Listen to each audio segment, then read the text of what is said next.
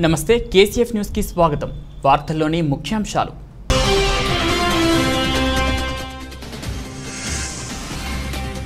₹1,10,00,000 పనులకు కొవ్వూరి కౌన్సిల్ ఆమోదం।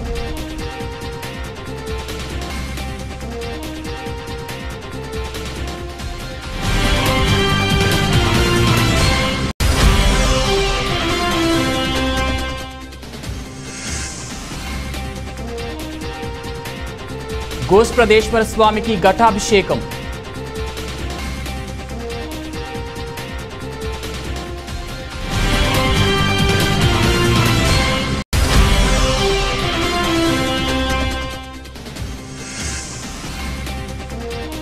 మారిన వాతావరణం, పెరిగిన ఉష్ణోగ్రతలు।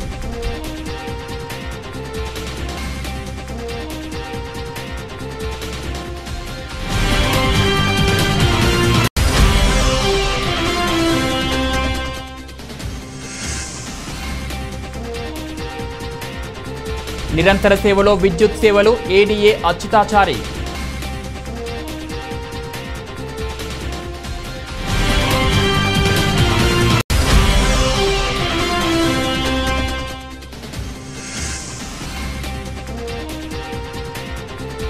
కొవ్వూరు నుండి మహానాడు తరలి వెళ్లిన టీడీపీ నాయకులు।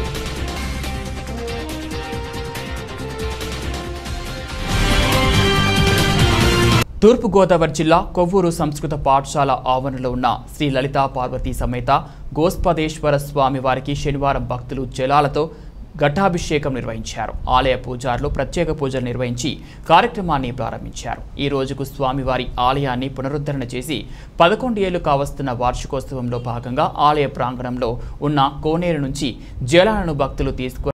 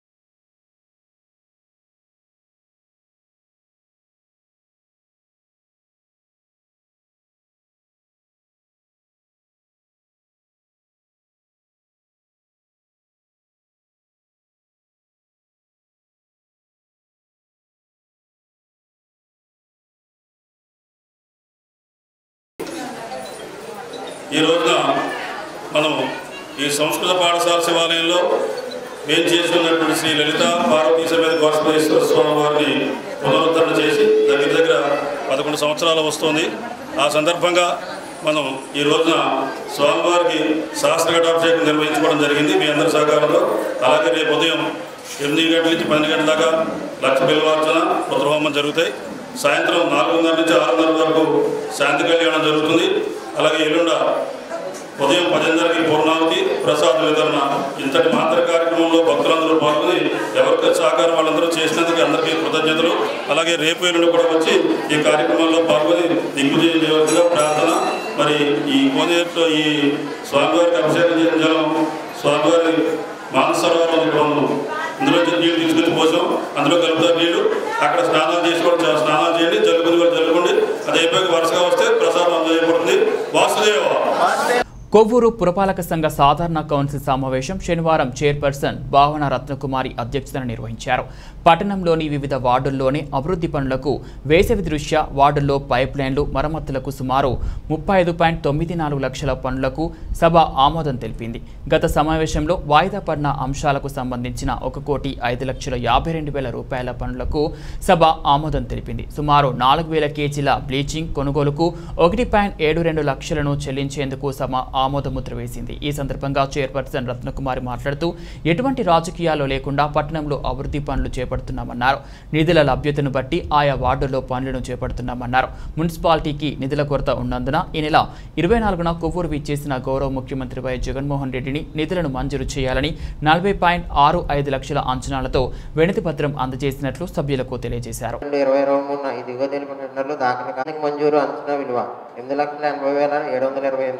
ఎస్టిమేట్ కాంట్రాక్ట్ విలువ 7,09,869. ఈ కింది కాంట్రాక్ట్ దాఖలు చేశారు. ఎండి ఇర్షాద్ అలీ, హితా కన్స్ట్రక్షన్, దావాల సత్యనారాయణ. అంశం కొవ్వూరు పురపాలక సంఘమునకు 2021-22 సంవత్సరమున గాను 15వ ఆర్థిక సంఘము ద్వారా 2వ విడత ఆంటెడ్ గ్రాంట్గా మంజూరైన 225.92 అనగా ఎస్టిమేట్ కాంట్రాక్ట్ విలువ కన్నా 16% తక్కువ టెండర్ దాఖలు చేసి ఉన్నారు. తదుపరి టెండర్ను ఆమోదించడానికి లేఖ నెంబర్ ఆమోదించడమైనది. 1000 టెక్కర్స్ వారు అదనంగా రోడ్డు శ్రీ దావాల సత్యనారాయణ వారికి చెల్లించుటకు మరియు ఆయన ఖర్చు గౌరవ జిల్లా కలెక్టర్ వారు మంజూరు చేసిన 10 లక్షల నుండి చెల్లింపు చేయుటకు కౌన్సిల్ వారి అనుమతికి లోబడి ఆమోదించడం గౌరవ చైర్పర్సన్ వారు తీసుకున్న ముందస్తు చర్యను రాటిఫై చేయడానికి కౌన్సిల్ వారి ఆమోదమునకు సమర్పించారు. అందుకంటే ఒక 5-6 మీటింగ్ల క్రితం కూడా ఒకసారి చూసుకుని గుర్తుంది. అంటే గమని దాన్ని కరెక్ట్గా క్లారిఫై చేయలేను కానీ బట్ టైం ఎప్పటి నుంచి ఎప్పటి వరకు ఈ 10 లక్షలు అంటే 20 లక్షలు, ఒకటి ముగ్గు, ఒకటి బ్లీచింగ్. 10 లక్షలు మొత్తంలో వచ్చే 35,000. ఒకసారి నెక్స్ట్ టైం ఎప్పుడైనా ఎలాంటివి పెట్టినప్పుడు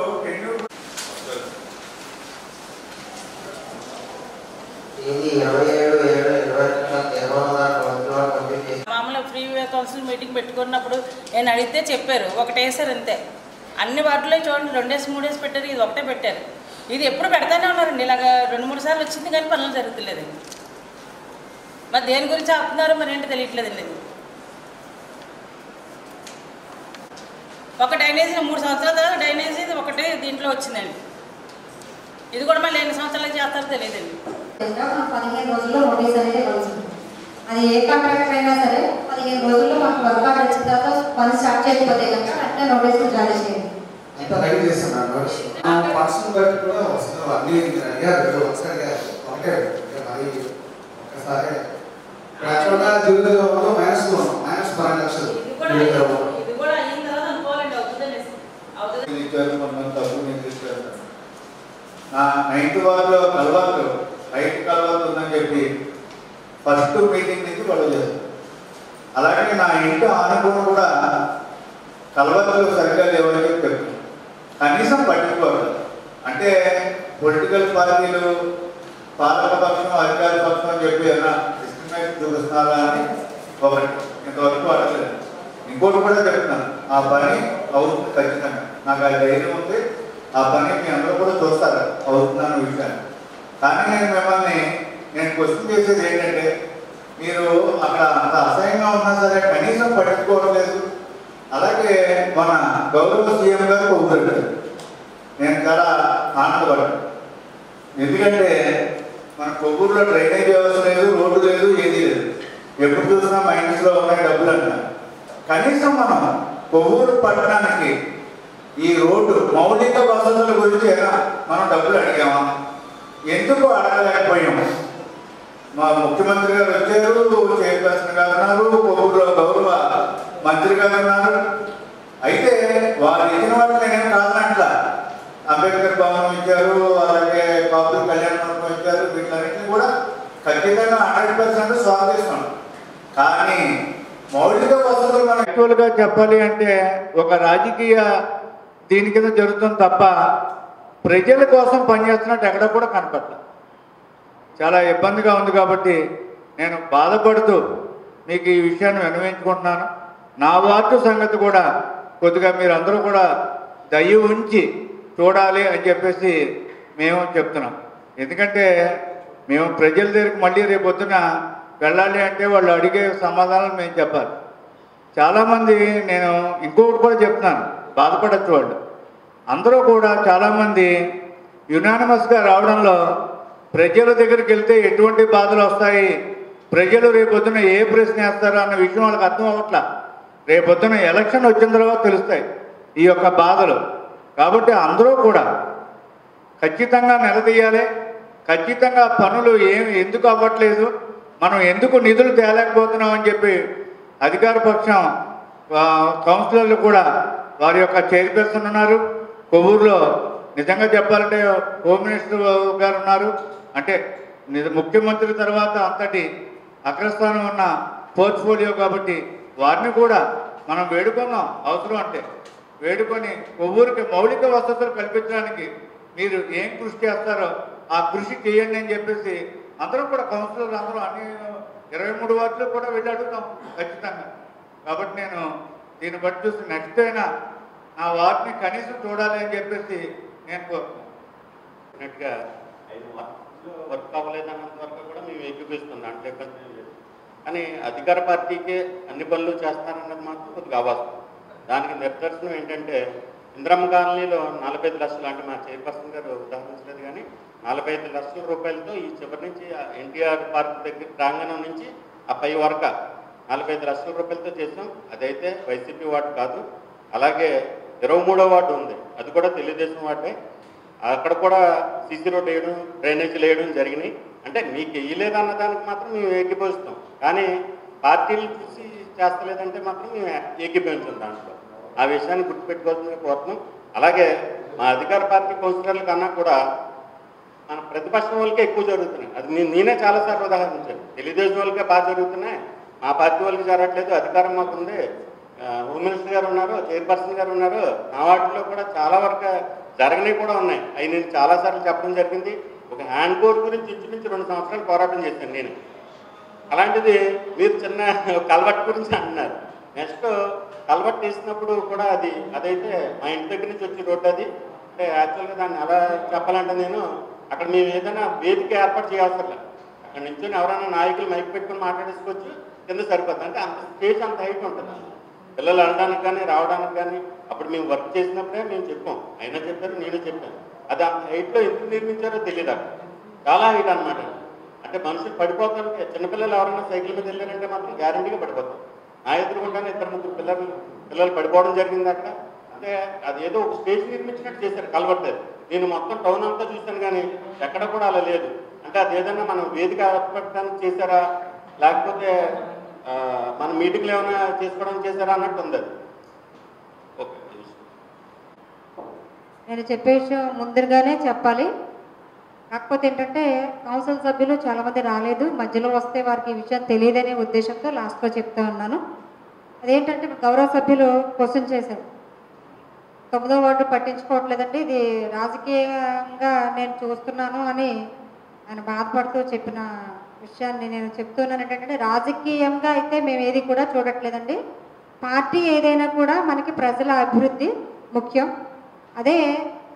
అదే పందాలో మా నాయకులు జగన్మోహన్ రెడ్డి గారు వెళ్తూ ఉన్నారు, వారి బాటలోనే మేము కూడా వెళ్తూ ఉన్నాము. ప్రతి వార్డుకు కూడా అవసరమైతే ఏదైతే అవసరం ఉందో దానిని మొట్టమొదటిగా తీసుకుంటూ మనం వెళ్తూ ఉన్నాం, మీరు చూస్తూనే ఉన్నారు. అలానే మీ వార్డులో కూడా 2 హ్యాండ్ బోర్డులు అనేది వేయటం జరిగింది. అప్పుడు మనం వేయడానికి మనం తీసుకున్నాము, ఆమోదం జరిగింది, అవి కూడా మేము వేపిస్తామండి. కల్వర్ట్ సంగతి కూడా ఏంటంటే ఒకసారి నేను చెప్పేది విన్న తర్వాత మీరు మాట్లాడుతున్నారు కానీ దయచేసి మనకి ఏంటంటే ఉన్నటువంటి మనకి ఎన్నో చాలా అవసరాలు ఉన్నాయండి. కానీ మనకున్నటువంటి ఈ చిన్న మున్సిపాలిటీలో మనకున్నటువంటి నిధులు అయితే తక్కువగా ఉన్నాయి, మీ అందరికీ తెలిసిన విషయమే. దాని రీత్యా మనం ఏదైనా అరకొర వదిలేసి చేయడం తప్ప పార్టీ పరంగా అయితే ఏది చూడడం జరగట్లేదండి. అది మరి గమనించాల్సిన విషయం. అయితే ఇంకా మీరు ఒకటి క్వశ్చన్ వేశారు, ముఖ్యమంత్రి గారు సాక్షాత్తు వచ్చారు కదా, మన మున్సిపాలిటీ తరపు నుంచి మీరు ఏమైనా అడిగారా అని మీరు నన్ను క్వశ్చన్ చేయడం జరిగింది. మొత్తం 23 వార్డుల మీద కూడా ఏఈలతో ఎస్టిమేషన్ వేయించి 40,68,00,000 రూపాయల అంచనాలతో నేను ఒక రిప్రజెంటేషన్ అయితే మన మున్సిపాలిటీ తరపు నుంచి మన ముఖ్యమంత్రి గారికి ఇవ్వటం జరిగిందండి. అలానే మన హానోరియం కూడా స్టేట్ పాలసీ అయినప్పటికీ కూడా మీ అందరూ సంతకాలు పెట్టి అది కూడా మన ముఖ్యమంత్రి గారి దృష్టికి తీసుకువెళ్ళడం జరిగింది. ఎందుకంటే అడిగినా కూడా అడిగితేనే అమ్మాయినా కూడా పెడుతుంది. అదే విషయాన్ని దృష్టిలో పెట్టుకొని ఈ 2 అంశాలను కూడా ముఖ్యమంత్రి గారికి తెలియజేయడం జరిగింది. అంత మాత్రమే కాదు, ఇచ్చేసి నేనేమి ఊరుకోలేదండి. ఆ స్టేజ్ మీద ముఖ్యమంత్రి గారితో మాట్లాడడానికి నాకు ఎప్పుడు అవకాశం కుదిరినా కూడా, సార్ మాది చిన్న మున్సిపాలిటీ, మమ్మల్ని ఒకసారి గుర్తుపెట్టుకోండి సార్, నేను రిప్రజెంటేషన్ అయితే ఇచ్చానని ఇంచుమించు 5-6 సార్లు నేను ఆయనతో అదే విషయాన్ని రిపీట్ చేయడం జరిగింది. దాన్ని నేను చూస్తాను తల్లి అని చెప్పడం కూడా జరిగింది. కాబట్టి గౌరవ సభ్యులు ఈ విషయాన్ని మీరు గుర్తుపెట్టుకోవాలండి, జ్ఞాపకం చేసుకోవాలి. ఇదైతే కనుక ఏ రాజకీయ పరంగా కూడా చేయలేదు. అలా నేను ఇంకో విషయం చెప్పాలండి, ఈ ముఖ్యమంత్రి గారు వచ్చే సందర్భంగా మన కమిషనర్ గారు కానీ, మన ఏఈలు కానీ, మన శానిటరీ సెక్రటరీలు కానీ, సచివాలయం నుండి అలానే మన శానిటరీ ఇన్స్పెక్టర్ గారు కానీ, మనకున్న ప్రతి స్టాఫ్, మన మున్సిపల్ స్టాఫ్ ప్రతి ఒక్కరు కూడా చాలా కష్టపడ్డారు. చాలా కష్టపడితేనే నాయకులు కష్టపడ్డారు, పార్టీ అభిమానులు కష్టపడ్డారు, శ్రేణులు అందరూ కష్టపడ్డారు. కానీ వీళ్ళు చేసిన కృషి ఏంటంటే చాలా చాలా గొప్పదనమాట. కానీ వారు కనిపించలేదు, కానీ అక్కడ చేసిన కానీ కనిపించింది. కాబట్టి వారిని నేను మనస్ఫూర్తిగా మన స్టాఫ్ అందరినీ కూడా, కమిషనర్ గారు అలానే శానిటరీ ఇన్స్పెక్టర్ గారు అందరినీ కూడా అభినందిస్తూ ఉన్నాను.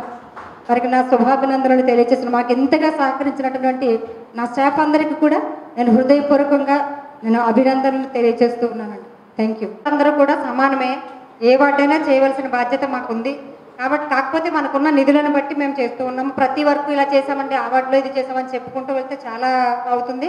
కాబట్టి మనం ప్రతిదీ కూడా నిధులు వచ్చినప్పుడు ప్రతి వాటికి సంబంధించి ప్రతి పని చేసుకుందామంటే దాన్ని దయచేసి గమనించాలి. అందరము 3 పార్టీల మీద పోటీపడి వచ్చిన వాళ్ళు చాలామంది ఉన్నారు. నేను కూడా 3 పార్టీలతో పోటీపడి వచ్చిందాన్ని. నేను అంత ఈజీగా రాలేదు. కాకపోతే ఏంటంటే వచ్చిన తర్వాత ఈజీ అనుకుంటాం, కానీ ఏది అంత ఈజీ కాదు.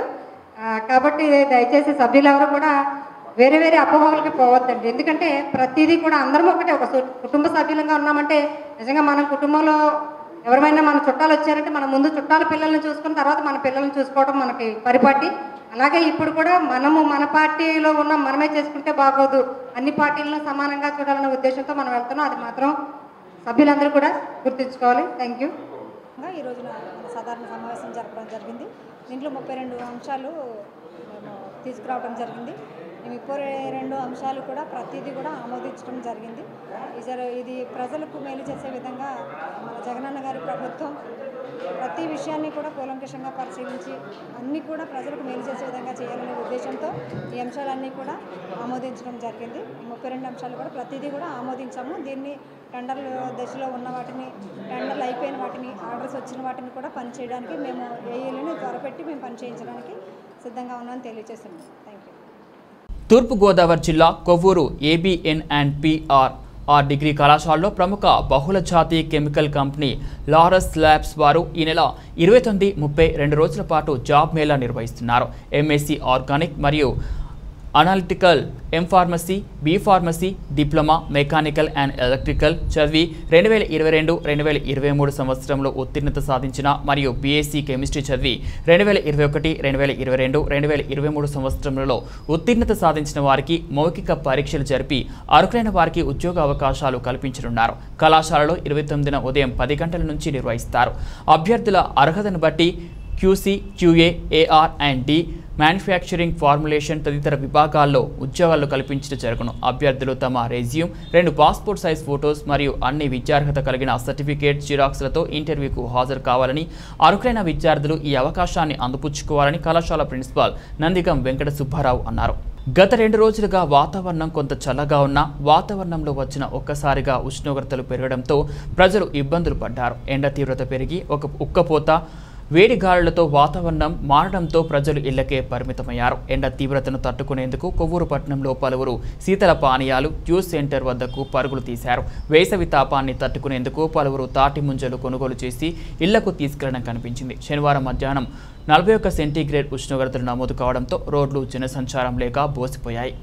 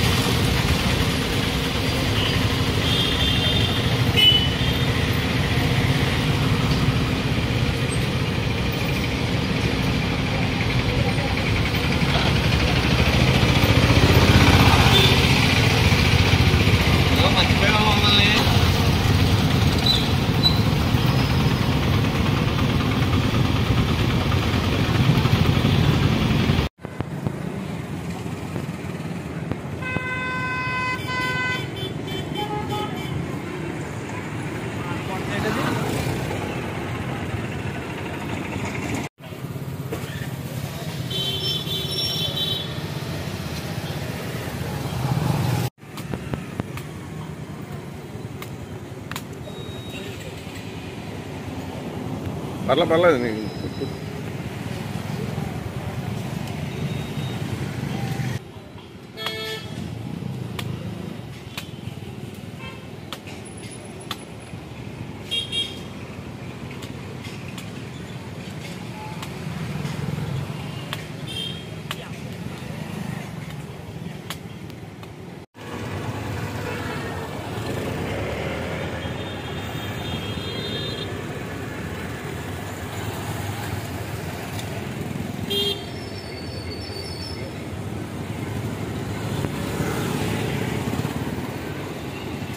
వ్యాపారములు నిర్వహించుకునేందుకు అనువుగా ఉన్న కొవ్వూరు ఆర్టీసీ బస్టాండ్లోని ఖాళీగా ఉన్న షాపులకు టెండర్ల ప్రక్రియను సోమవారం నుంచి ప్రారంభించడం జరుగుతుందని Kovvur RTC TM YVN Kumar అన్నారు. శనివారం కొవ్వూరు పట్టణంలోని ఆర్టీసీ డిపో కార్యాలయం నందు విలేకరుల సమావేశం నిర్వహించారు. ఈ సందర్భంగా ఆయన మాట్లాడుతూ ఔత్సాహికులు టెండర్ల ప్రక్రియలో పాల్గొనవలెనని అన్నారు. మే 29వ తేదీ నుంచి డిపో కార్యాలయం నందు టెండర్లకు అప్లికేషన్ ఇవ్వడం జరుగుతుందన్నారు. పూర్తి వివరాలకు కొవ్వూరు ఆర్టీసీ డిపో మేనేజర్ కార్యాలయంలో సంప్రదించమని తెలిపారు. అందరికీ నమస్కారం అండి. కొవ్వూరు బస్ స్టేషన్ పరిధిలో ఉన్న స్టాల్స్ టెండర్ల ద్వారా పిలువబడుతున్నామండి. కొవ్వూరు డిపోలో బస్ స్టాండ్లోని 3 స్టాల్స్ ఖాళీగా ఉన్నామండి. ఆ 3 స్టాల్స్ టెండర్లు 29వ తారీఖు నుంచి 3వ తారీఖు వరకు టెండర్ ఫారంలు కొవ్వూరు బస్ స్టాండ్లో ఇవ్వబడతాయండి. అలాగే నల్లజర్ల బస్ స్టేషన్లో ఒక స్టాల్ ఖాళీగా ఉందండి. ఆ స్టాల్కి కూడా కొవ్వూరు డిఎం ఆఫీస్లో ఈ టెండర్ ఫామ్స్ అమ్మబడతాయండి. ఆ 29వ తారీఖు నుంచి 3వ తారీఖు వరకు పొందవచ్చును. 3వ తారీఖు 5 గంటలతో క్లోజ్ చేయబడిందండి. మరలా ఈ టెండర్ ఫారంలను ఈ సీల్డ్ 5వ తారీఖున సీల్డ్ బాక్స్లో మీరు వచ్చి ఎవరైతే టెండర్ ఫారం తీసుకున్నారో వాళ్ళు ఆ సీల్డ్ బాక్స్లో వేయవలనండి. వేసిన తర్వాత వారి సమక్షంలోనే సాయంత్రం మధ్యాహ్నం 3 గంటలకి తీసి అవి ఎవరికైతే ఆ టెండర్ ఫారంలో స్టాల్ అలాట్ అయిందో కమిటీ ద్వారా నిర్ణయం తీసుకోబడుతుందండి. ఆ కమిటీ ఆ స్టాల్ ఇవ్వాలన్నా క్యాన్సిల్ చేయాలన్నా ఆ కమిటీకి ఫుల్ పవర్స్ ఉంటాయి. అందుకు మన డిపో పరిధిలో ఉన్న స్టాల్స్ ఫుల్ఫిల్ చేయడానికి మీరందరూ మాకు సహాయ సహకారాలు అందించాలని కోరుకుంటున్నామండి. ఈ స్టాల్స్ ఫుల్ చేయవలసిందిగా కోరుచున్నాము. మీకు మరిన్ని వివరముల కోసము కొవ్వూరు డిపోలో ఉన్న డిఎం ఆఫీస్ నందు సంప్రదించగలరు. వినియోగదారులకు నిరంతరాయ విద్యుత్ సరఫరా అందించడంలో ఏపీ ఈడీపీసీఎల్ నిరంతరం డివిజనల్ ఏడీ అచ్యుతాచారి అన్నారు. శనివారం కొవ్వూరు డివిజనల్ కార్యాలయంలో ఏడీ అచ్యుతాచారి విలేకరుల సమావేశం నిర్వహించారు. వాతావరణ మార్పుల వలన పెరిగిన ఉష్ణోగ్రత కారణంగా సాంకేతిక లోపం కలగడం వలన విద్యుత్ సరఫరాకు కొన్ని ప్రాంతాల్లో అంతరాయం ఏర్పడిందన్నారు. నేడు ఉష్ణోగ్రతలు తగ్గడంతో డిమాండ్కు సరిపడా విద్యుత్ సరఫరా ఉన్నందున అంతరాయం ఏమీ జరగలేదని, ప్రజలకు అంతరాయం లేని విద్యుత్ను అందించే విధంగా సిబ్బంది కృషి చేయడం జరుగుతుందని తెలిపారు. సబ్ డివిజన్ పరిధిలోని భీమడోలు పరిసర ప్రాంతాల్లో ఎక్కువగా ఈదురుగాలులు, వర్షాల కారణంగా 33 kV లైన్లో సాంకేతిక లోపాలు తలెత్తడం వలన వాటి మరమ్మతుల కారణంగా విద్యుత్ అంతరాయాలు కలిగాయన్నారు. విద్యుత్ వినియోగదారులందరికీ నమస్కారం అండి. ఈ మధ్య వేసవి ఉష్ణోగ్రత తీవ్రతను బట్టి, అలాగే సాంకేతిక లోపాలు బట్టి, అలాగే 220 kV లైన్స్లో సామర్థ్యంకి మెరుగుపరచు కొరకు ఎక్స్ట్రా లైన్స్ వేయవలసిన అవసరం ఏర్పడినందువలన కొన్ని ప్రాంతాల్లో విద్యుత్కి అంతరాయం కలిగినది. ప్రస్తుతం అన్ని ఉష్ణోగ్రత తీవ్రతలు తగ్గాయి. అలాగే 220 kV లైన్స్ ఎక్స్ట్రా సామర్థ్యం ఏర్పాటు చేయబడింది. అలాగే ఈ గాలి వానలు అనేవి తగ్గుముఖం పట్టాయి. అలాగే ఉష్ణోగ్రత కూడా తగ్గుముఖం పట్టింది. కాబట్టి సరఫరాకి డిమాండ్కి వ్యత్యాసం కూడా బాగా తగ్గింది. అందువలన ఎటువంటి కోతలు ప్రస్తుతం లేవండి.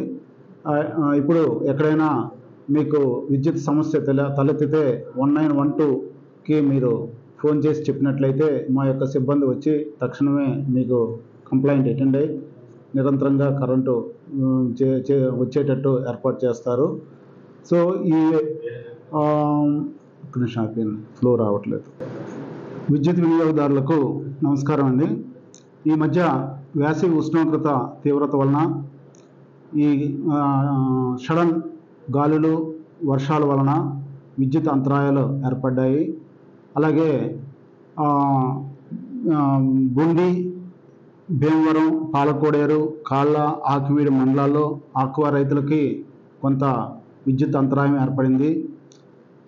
సో ఇవన్నీ నివృత్తి చేయడానికి మా సంస్థ చీఫ్ జనరల్ మేనేజర్ ఆపరేషన్స్ శ్రీమతి విజయలలిత గారు పత్రికా ప్రకటన ద్వారా తెలియజేయుచున్నారు. ఏంటంటే ఉష్ణోగ్రతలు తగ్గుముఖం పట్టాయి, గాలివానలు తగ్గుముఖం పట్టాయి, అలాగే 220 kV లైన్స్ యొక్క సామర్థ్యం పెంపుదల జరిగింది.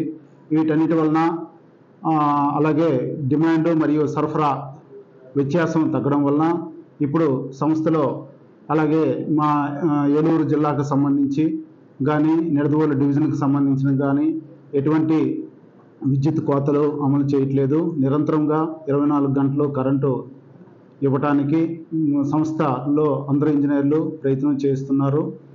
సో మీకు ఎటువంటి అంతరాయం వచ్చినప్పటికీ 1912 కాల్ సెంటర్ నెంబర్కి ఫోన్ చేసి తెలిపినట్లయితే మీకు నిరంతర కరెంటు ఏర్పాటు చేయటకు మా సిబ్బంది 24 గంటలు కష్టపడి పని చేయుచున్నారని ఈ ముఖం తెలియజేస్తున్నాం.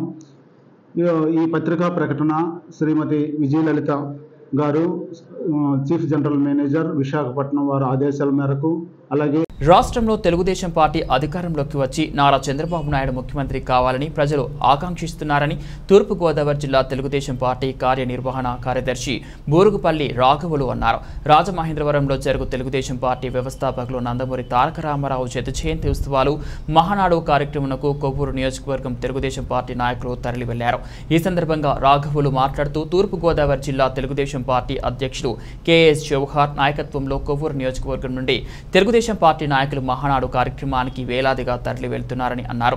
ప్రజలు స్వచ్ఛందంగా మహానాడు కార్యక్రమానికి వెళ్తున్నారన్నారు. ఈ కార్యక్రమంలో తెలుగుదేశం పార్టీ నాయకులు కరటూరి సతీష్, చిడిపి గ్రామ సర్పంచ్ తెలుగుదేశం పార్టీ నాయకులు పాలడుగుల లక్ష్మణరావు, క్లస్టర్ ఇన్ఛార్జ్ కొడవటి వసంతరాయుడు తదితరులు పాల్గొన్నారు.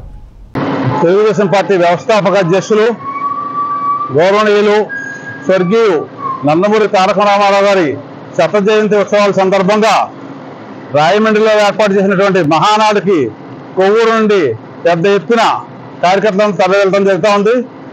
మన జిల్లా అధ్యక్షులు కెహెచ్ జవహర్ గారి నాయకత్వంలో ఆయన తెలుగుదేశం పార్టీ కార్యాలయం నుంచి కొవ్వూరు నియోజకవర్గంలోని అన్ని గ్రామాల నుంచి కూడా కార్యకర్తలు తరలి వెళ్ళడం జరుగుతూ ఉంది. అలాగే రేపు కూడా మహానాడుకి కొవ్వూరు నియోజకవర్గం నుంచి జవహర్ గారి నాయకత్వంలో 20,000 మందిని సమీకరించడం జరుగుతూ ఉంది.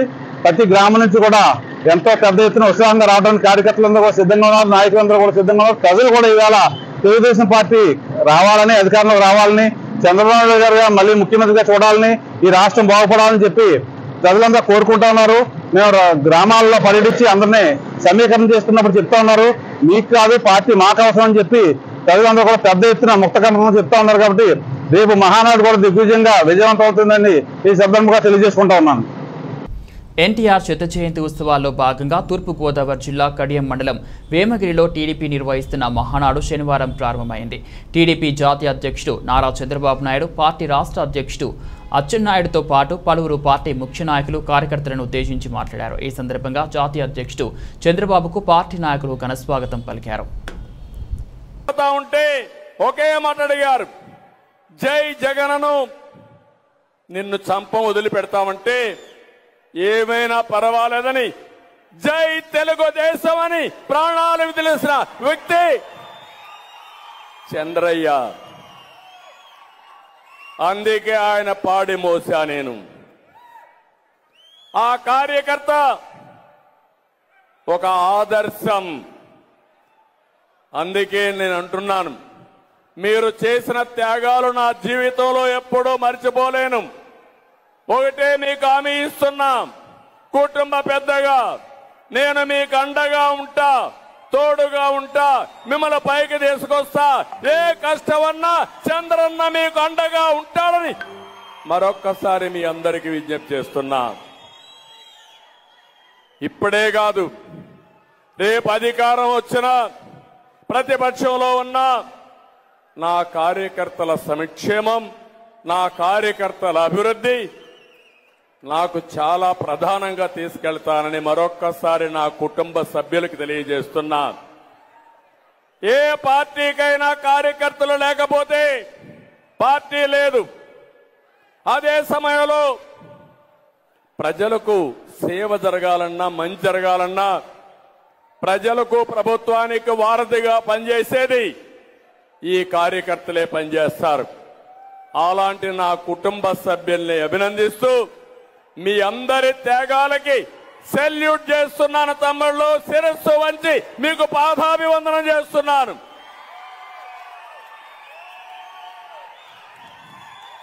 మీ రుణం తీర్చుకుంటా.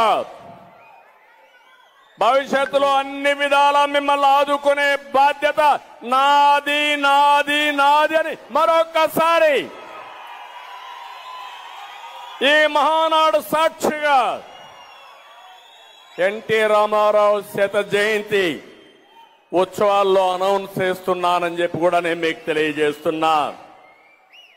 ఇప్పుడే నాయకులు కొంతమంది చెప్పారు, సంపద సృష్టించడం తెలిసిన పార్టీ తెలుగుదేశం పార్టీ.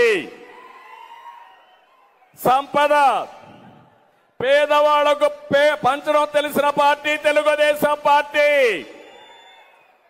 సంక్షేమ కార్యక్రమాలకు చిరునామా తెలుగుదేశం పార్టీ. ఎవరితో ప్రారంభమైనాయి తమ్ముళ్ళు సంక్షేమ కార్యక్రమాలు అడుగుతున్నా మిమ్మల్ని. ఎన్టీ రామారావు గారు 2 రూపాయల కేజీ బియ్యం గాని, సగం ధరకే చీర దోవత గాని, పక్కా ఇళ్ల నిర్మాణం గాని, 50 రూపాయల హెచ్పీకి కరెంట్ ఇవ్వడం గాని సంవత్సరానికి ప్రారంభమైంది తెలుగుదేశం పార్టీతోనే. ఈ రెండింటికి మించి ఈ మధ్యన మన నాయకుడు చొరవతో, మన నాయకుడు కృషితో రిజర్వ్ బ్యాంకు 2000 రూపాయల నోట్లు రద్దు చేశారు. గుర్తొచ్చిందా? 3 సంవత్సరాలైంది. ఎక్కడైనా 2000 రూపాయల నోటు ఉందా? ఎక్కడైనా కనిపిస్తుందా? మొత్తం 2000 రూపాయల నోట్లన్నీ జగన్మోహన్ రెడ్డి తాడేపల్లి ప్యాలెస్ లో నేలమాలిగిల్లో ఉన్నాయి. లోకేష్ బాబు గారు రాయలసీమలో పాదయాత్ర చేస్తున్నారు. తెలుగుదేశం పార్టీకి 3 ఎమ్మెల్యేలు ఉన్నారు. పాదయాత్ర ఏమీ జరగదని కుక్కల్లాగా, పిచ్చి కుక్కల్లాగా పేలారు. వారందరికీ 112 రోజులు 1350 కిలోమీటర్లు రోజు రోజుకి జనం జనం ప్రభంజనం లాగా ఈ రాష్ట్రంలో పాదయాత్ర సునాయాసంగా జరుగుతుంది. ఈరోజు మీరైనా నేనైనా ఈ వేసవిలో ఎంత డబ్బిచ్చినా రోడ్డు మీద వెళ్ళి నడవడానికి ఇష్టపడం. 48 డిగ్రీల సెల్సియస్ లో ఈరోజు వేడి తీవ్రత ఉన్నప్పుడు ఇచ్చిన మాట గురించి, ఒక ఆశయం గురించి, ఈ రాష్ట్రం గురించి, రాష్ట్ర యువత భవిష్యత్తు గురించి ఏమైపోయినా పర్వాలేదని పట్టుదలతో చేస్తున్నటువంటి మన యువ నాయకుడు పాదయాత్ర ఇంకా దిగ్విజయంగా జరగాలి. మన నాయకులు రాజమహేంద్రవరంలో మన మహానాడికి మనం అలంకరణ చేశాం. ఆ విధంగా మనం కలిసికట్టుగా పనిచేద్దామని అధ్యక్షుల వారికి క్షమించమని చెప్పి కోరుతున్నాను. నాకు 10 నిమిషాలు టైం ఇచ్చినా ఇంతమందికి ఇవ్వాలని, నా ఆలోచనలు పంచుకోవాలని కొద్దిగా ఎక్కువ మాట్లాడినందుకు క్షమించమని చెప్పి కోరుతూ అవకాశం ఇచ్చినటువంటి అధ్యక్షుల వారికి, సభకి, వేదికకి అభినందిస్తూ సెలవు తీసుకుంటున్నాను. జై హింద్, జై తెలుగుదేశం, జై తెలుగుదేశం, జై తెలుగుదేశం. చంద్రబాబు నాయకత్వం, చంద్రబాబు నాయకత్వం, చంద్రబాబు నాయకత్వం, లోకేష్ నాయకత్వం, లోకేష్ నాయకత్వం, లోకేష్ నాయకత్వం.